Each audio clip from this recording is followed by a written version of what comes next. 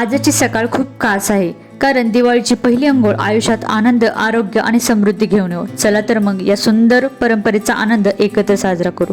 यासाठी थोडेसे उटणे घेऊन आम्ही त्यामध्ये या फुलाच्या पाकळ्या तोडून आमच्या आणवीने टाकल्या आणि त्याच्यामध्ये थोड्या थोड्या प्रमाणात पाणी मिक्स करत आम्ही एक अशा प्रकारे पेस्ट तयार केली. चला तर मग ही पेस्ट लावूया भावांना आपल्या.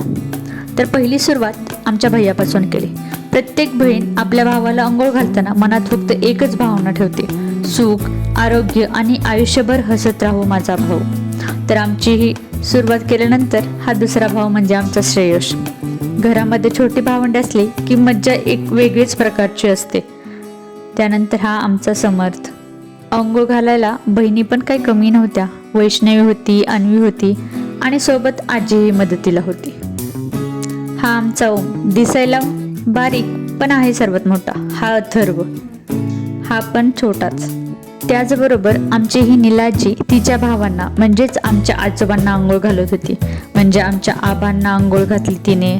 त्यानंतर तिचा दुसरा भाऊ म्हणजे तात्या आमचे, त्यांनाही आंघोळ घातली. बाकीच्या भावांनाही जाऊन ती आंघोळ घालत होती.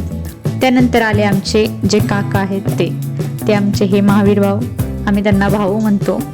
आणि त्यानंतर आले आमचे सगळ्यात छोटे काका म्हणजे आमचे झंक्या. लाडाने आम्ही त्याला झंक्या म्हणतो. तोही शांत बसला. इथे आमचं स्किन केअर चालू झाले आमच्या अन्वीचे. आणि अशा प्रकारे आमची पहिली अंघोळ छान प्रकारे पार पडली. भेटू नेक्स्ट ब्लॉगमध्ये. बाय.